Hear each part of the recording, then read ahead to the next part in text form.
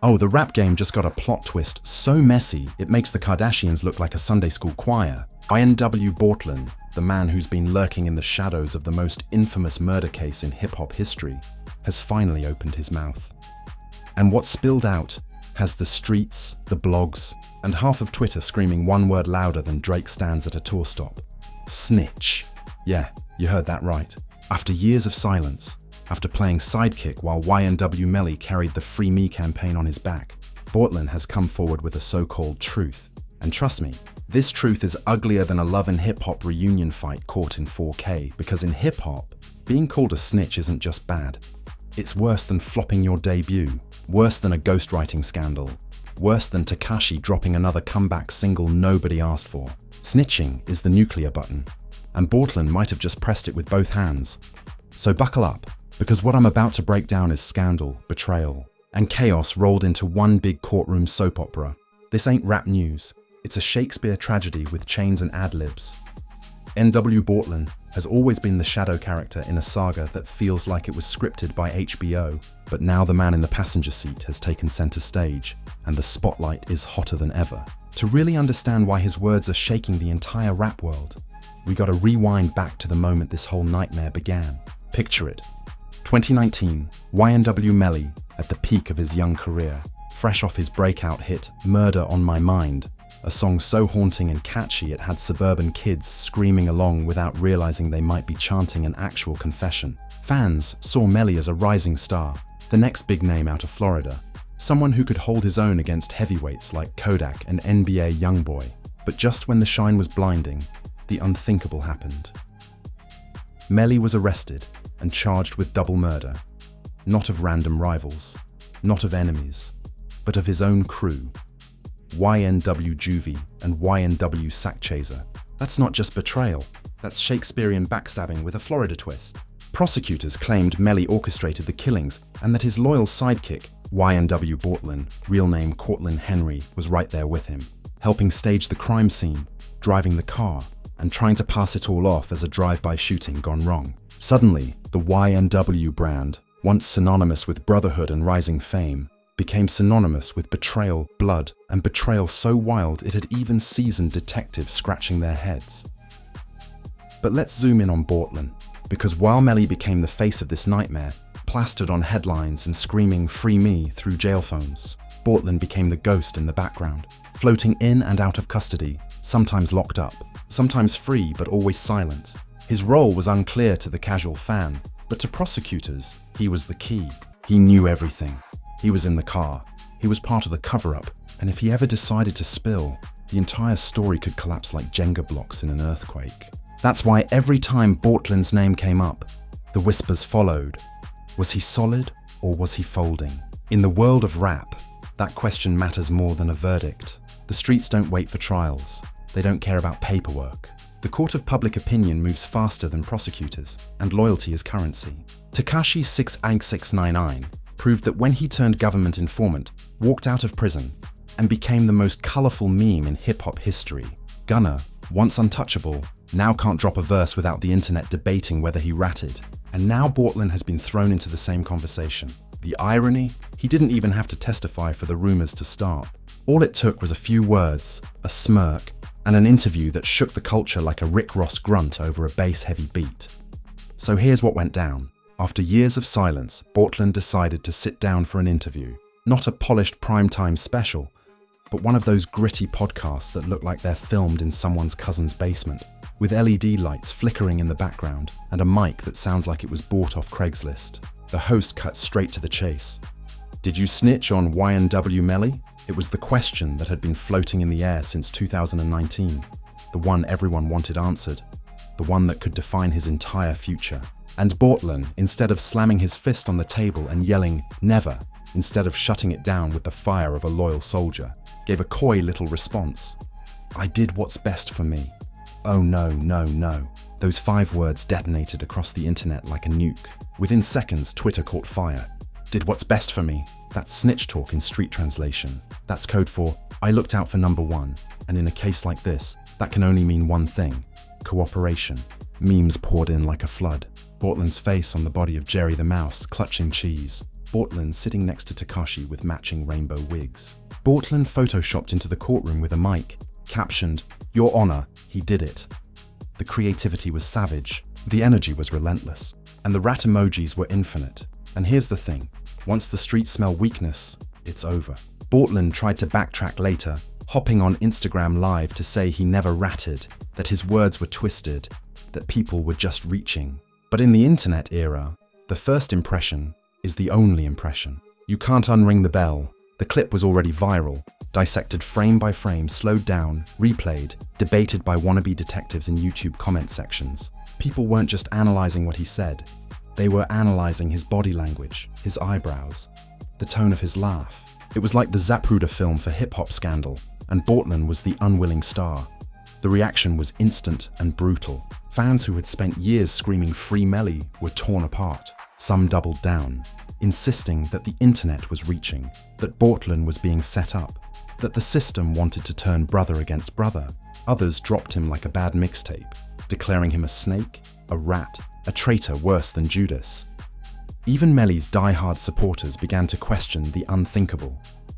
What if his closest friend really sold him out? It wasn't just fans. The rap community chimed in too, because if there's one thing rappers love, it's weighing in on someone else's scandal. Subtweets flew, rat emojis popped up on Instagram stories, and underground artists couldn't resist throwing a bar or two about Ratlin into their freestyles. Imagine sitting in the middle of the most high-profile murder case of your generation and getting dissed by rappers who couldn't sell out a local skating rink. That's how vicious this game gets. Once you're branded, you're fair game for every clout chaser with a mic. But here's the deeper problem. This isn't just about one interview. It's about the image. In hip-hop, reputation is bigger than reality. The truth doesn't even matter half the time. If the streets believe you snitched, then you did. End of discussion. No paperwork, no testimony, no proof needed. The label sticks, the brand collapses, the respect evaporates. That's the unforgiving nature of the culture, and it's exactly the firestorm Bortlen finds himself drowning in right now. Meanwhile, prosecutors are probably watching all this unfold with popcorn in hand, because every headline, every meme, every whisper of disloyalty only makes their job easier. The more Bortlen looks like he's breaking, the more leverage they think they have. And while the internet laughs, the reality is that his words could shift the entire case. Melly's defense has always relied on presenting him as a victim of circumstance, a misunderstood artist, a target of the system. But if his right-hand man is painted as shaky, that foundation cracks, and the house of cards starts falling. So here's the picture. YNW Bortlen, once the quiet figure in the background of Melly's empire, has become the lightning rod for one of the messiest scandals in modern rap. One interview, one smirk, one vague answer has turned him from silent soldier to suspected snitch, from loyal brother to meme-worthy traitor, and the streets are not letting it go. Whether he really folded or not doesn't even matter anymore, because the narrative has already written itself. And in the world of hip-hop, perception is destiny. The second that clip of YNW Bortlen hit the internet, the rap world didn't just talk about it, it exploded like a future mixtape on Lean. Twitter threads stretched longer than Drake's albums. Instagram comment sections looked like digital riots, and every YouTuber with a thumbnail app turned into an investigative journalist overnight. The streets didn't wait for clarification. They didn't care about context. They smelled blood and they feasted. The memes came first because of course they did. One genius edited Bortlen into a courtroom scene holding a mic like Simon Cowell was about to critique his testimony. Another had him photoshopped into a Chuck E. Cheese mascot suit, dancing with kids under the caption, "Book him for your next party, Ratlin on tour." The creativity was unholy. Twitter timelines were a sea of rat emojis, wheels of cheese, and Tekashi side-by-sides. Some fans even remixed Melly's "Murder on My Mind," swapping the lyrics for lines about betrayal, loyalty, and snitching.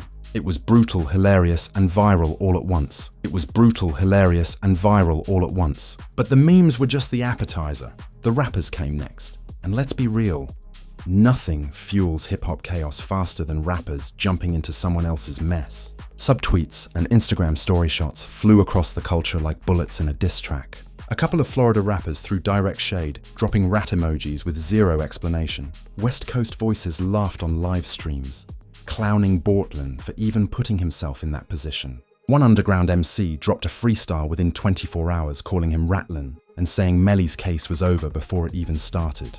Imagine being in the fight of your life and catching stray disses from rappers who couldn't sell out a bowling alley. This is the savage energy of hip-hop's unforgiving ecosystem. Then came the blogs. Shade Room clones, rap news pages, Twitter personalities with 10 followers and a dream. All of them went all in. Every little clip of Bortlen talking was slowed down, dissected, captioned, and reposted with dramatic music. Did Bortlen snitch? Experts weigh in. Experts? Bro, the experts were dudes in fitted hats with iPhone mics, but it didn't matter. The content sold, the clicks rolled in, and the scandal grew bigger by the hour.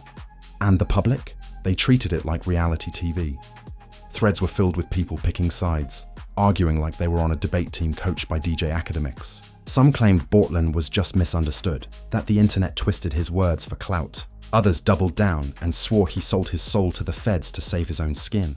And in the middle of all this noise, YNW Melly's name resurfaced like a ghost, haunting the entire conversation. Fans started speculating if Melly himself had already cut ties, if phone calls from prison had turned cold, if trust between the brothers was shattered beyond repair. Screenshots, alleged DMs, vague quotes, all of it swirled into the tornado, even if half of it was fake. But this is how scandals evolve in 2025. It's not about what happened, it's about what people believe happened. The truth becomes background noise, drowned out by the volume of speculation. And when you're dealing with loyalty, betrayal, and the code of the streets, belief is all that matters. If the streets decide you folded, your career, your respect, and your reputation are toast. Burnt, crispy, unrecoverable toast, the funniest and also saddest part. While all this was going down, Bortlen tried to do damage control. He hopped on Instagram Live, pacing around, swearing he never ratted, saying people twisted his words, calling out the blogs for clout chasing. But the comments, they weren't buying it. Rat emojis everywhere. People spamming Free Melly while calling him Judas. One fan wrote, "You explaining too much, bro. Real ones don't gotta explain." Another just typed, "When your live comments section looks like a pet store, you're finished." And then the celebrities outside of rap had to chime in. Because nothing drives clicks like influencers smelling scandal. TikTokers made skits. YouTubers made reaction videos. Even random reality stars decided to give their 2 cents. One viral clip showed a YouTuber laughing so hard at the interview that she spit out her drink and yelled, "This is better than Love and Hip Hop." That's what this case has become. Not a tragedy. Not a trial, but entertainment for the masses. Still, under all the jokes, the consequences are deadly serious. In the rap world, snitching is the scarlet letter, the unforgivable sin. Tekashi 6899 went from the top of the charts to living as a walking punchline. Gunna is still trying to claw his way back into respectability, dropping music that slaps but still drowning under whispers. And now Bortlen is being added to the same category, whether it's fair or not. That's the cruelty of hip-hop's code. It doesn't wait for receipts. It doesn't care about nuance. Once you're branded, you're done. And let's not act like this is harmless. Being called a rat doesn't just end your career. It puts a target on your back. Street credibility is more than bragging rights. It's survival. If people really believe Bortlen snitched, he's not just facing memes and disses. He's facing the kind of consequences you don't come back from. It's a dangerous label, and it sticks harder than Gorilla Glue. Meanwhile, Melly sits behind bars, watching the circus unfold from the inside. Imagine being in prison, fighting for your life, and hearing rumors that your right-hand man on the outside might have betrayed you. Whether true or not, that thought is poison. It eats away at trust, at brotherhood, at the very foundation of the Free Melly movement. Fans once saw Melly and Bortlen as a united front against the system. Now they see cracks, they see betrayal, they see weakness. And for prosecutors, that's music to their ears, because let's be real, prosecutors love chaos. They love when the public turns on defendants, when rumors spread, when narratives fracture. Every headline about Bortlen maybe snitching makes their case look stronger, even if it's not. The more divided the fan base, the weaker the defense looks. And in a trial this messy, optics matter almost as much as evidence. But here's the kicker. The more the scandal grows, the more people consume it like entertainment. The court case has become secondary to the memes. The tragedy of 2 dead young men, of lives destroyed, of careers derailed. It's all background noise to the latest TikTok joke about Bortlen wearing mouse ears. It's grotesque, it's outrageous, and it's exactly how the internet works. And so, the cycle continues. Every new clip, every vague post, every tweet from Bortlen is turned into a headline, a meme, a moment. He can't sneeze without the internet saying, "That's a guilty sneeze." He can't breathe without someone claiming, "Snitches breathe like that." He's trapped in a narrative that feeds itself, growing bigger and nastier every single day. The culture isn't waiting for courtrooms. They've already made their verdict, and the verdict is that YNW Bortlen is guilty, not of murder, not of legal charges, but of the one crime the rap game never forgives: breaking the code. Whether he did or didn't doesn't matter anymore. The streets have spoken, the blogs have confirmed, and the memes have immortalized it. The dust may still be settling, but make no mistake, YNW Bortlen's world has been flipped upside down and dragged through the streets like yesterday's mixtape flyers. The aftermath of his so-called truth about snitching on YNW Melly isn't just messy, it's catastrophic. Careers, reputations, fan bases, everything has been shaken like a snow globe, and the pieces are still falling in slow motion. For Bortlen, the label is tattooed. Whether paperwork ever leaks, whether testimony ever surfaces, whether he truly said anything to prosecutors doesn't even matter anymore. The internet has crowned him, the streets have branded him, and the blogs have sold the t-shirts. He is Ratlin now, the eternal punchline, the man whose reputation went from mysterious silence to explosive scandal in a single interview. And that brand doesn't wash off, it doesn't fade. It's permanent like a bad face tattoo. Once it's there, you're stuck explaining it forever. The fallout from fans is vicious. Every attempt he makes to speak is drowned in rat emojis, memes, and free Melly chants. If he posts music, the comments say, "We don't stream rats." If he goes live, the chat spams Judas. Even if he dares to flex chains or designer, people accuse him of spending snitch checks. He's locked in a digital prison where every move is mocked, where every sentence is weaponized, where his own voice is no longer his own. And the irony? He created this storm himself. Nobody forced him to answer. Nobody dragged words out of him. He gave the smirk. He gave the quote. And now the world has run with it like relay racers in a clout marathon. For YNW Melly, the impact is just as devastating. His case was already one of the most infamous in rap history, dragging on with mistrials, delays, and headlines that kept him in the spotlight, even while he sat behind bars. His Free Melly campaign wasn't just about music. It was about image, about brotherhood, about loyalty. The fans believed in the idea of Melly and his crew standing firm against a corrupt system. But Bortlen's scandal cracks that image wide open. Even if Melly himself stays silent, even if he still calls Bortlen a brother, the public perception is poisoned, the trust is gone, the solidarity looks fractured. And for prosecutors, that's the sweetest gift. They don't have to prove betrayal. They just have to watch the streets believe it. In the rap world, perception is more powerful than fact. It doesn't matter if Bortlen never signed a single piece of paper for the prosecution. If he never whispered a word to detectives, the second the streets believe he might have, he's guilty in the only court that matters, the court of hip-hop. That's the tragedy of the code. Once your loyalty is questioned, you're done. Tekashi 6699 could sell millions of records, but he'll always be the Rainbow Rat. Gunna can drop charting songs, but half the culture will still side-eye him. And now Bortlen joins that cursed list, whether he deserves it or not. The ripple effect stretches further. Younger rappers are watching this play out like a cautionary tale. They see how one vague sentence can destroy an entire reputation, how one moment of weakness can define a lifetime. Street code isn't written in law books. It's written in the way fans react, in the way blogs spin headlines, in the way memes go viral. And in 2025, the internet enforces the code faster and harsher than the streets ever did.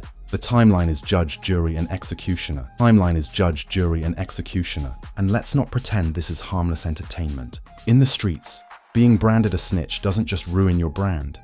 It puts you in danger. People have lost their lives over less. Being accused of cooperating with police paints a target on your back, and no amount of Instagram lives can wash that away. For Bortlen, survival now means more than music. It means watching every move, every crowd, every handshake, because the label isn't just digital, it's physical. Meanwhile, the blogs and media channels continue to feast. They know the scandal won't die because it doesn't need closure. It thrives on chaos. Every time Bortlen opens his mouth, it becomes another headline. Every time Melly makes a cryptic statement, the internet runs wild with theories. Scandal is the lifeblood of clicks, and this story has more fuel than a Kanye rant at midnight. The blogs don't care who's innocent, who's guilty, who's loyal, who's not. They care about views. And as long as people are obsessed, they'll keep pumping the narrative like it's oxygen. The saddest part is how quickly the tragedy at the core of this case gets forgotten. Two young men, Juvie and Sakcheza, lost their lives. Their families are still grieving. Their names are still tied to this mess, and yet the internet treats it like a soap opera. The courtroom becomes a stage, the lawyers become characters, and the fans become the laugh track. Real lives, real deaths, reduced to memes and scandals. It's grotesque, but it's reality. The rap game has always been messy, but in the age of social media, the mess is magnified until it swallows everything. So where does it go from here? Maybe paperwork surfaces, maybe it doesn't. Maybe Melly cuts ties. Maybe he doubles down on loyalty. Maybe Bortlen disappears into obscurity. Maybe he tries to fight his way back with music. But no matter what, the shadow of this scandal will always hang over him. He'll always be remembered not as the silent soldier, but as the man accused of breaking the unbreakable code. His name will forever come with a question mark, a rat emoji, and a smirk that went viral. And that's the cruel beauty of hip-hop drama. It never really ends. It lives on in whispers, in bars, in memes, in documentaries 5 years from now. Bortlen's legacy is sealed, not by the court, not by the jury, but by the culture that feeds on loyalty and betrayal like wolves in the night. And in the end, the internet doesn't care about truth. It cares about the story, and this story, it's got everything. Brotherhood, betrayal, blood, memes, and chaos. The kind of story that makes reality TV look tame, that makes tabloids look boring, that makes you wonder if loyalty in the rap game is just a myth we keep pretending still matters. YNW. Bortlen didn't just expose the truth about snitching on YNW Melly. He exposed the truth about the culture itself, that the code is fragile, that loyalty is only as strong as the timeline allows, and that in the world of hip-hop, one slip of the tongue can erase everything. His silence once made him mysterious. His words made him infamous. And that's the tragedy, the comedy, and the chaos of this saga all rolled into one. And there you have it, folks. The circus, the scandal, the soap opera we call the rap game. YNW Bortlen finally opened his mouth, and instead of clearing the air, he filled it with enough smoke to choke the entire internet. Whether he snitched, didn't snitch, half snitched, or just dropped the worst PR answer in history doesn't even matter anymore. The damage is done, the label is stuck, and the culture is eating it up like Thanksgiving leftovers. But don't just sit there watching this madness unfold. Be part of the mess. Smash that like button like it owes you money. Hit subscribe like you're signing paperwork in the courtroom. And for the love of scandal, turn on those notifications, because this saga ain't over. Tomorrow it could be leaked calls. Next week it could be cryptic Melly posts. And next month it could be another loyalty test gone wrong. You blink, you miss the chaos, and trust me, you don't want to be late to the tea. Now, I need y'all in the comments, going wild. Do you think Bortlen folded? Do you think he's innocent but cursed by the internet? Or do you think this is just another case of the rap game turning pain into entertainment? Drop your hot takes, your conspiracies, your memes. Let's turn the comment section into the courtroom the streets really trust. Because here at The Rap Truth, we don't just report the news, we roast it, exaggerate it, and drag it through the fire until it's served piping hot. And trust me, this ain't the last scandal. In this culture, the drama never sleeps. I'm out. This is The Rap Truth, where loyalty is tested, tea is spilled, and the truth is always messy. Truth is always messy.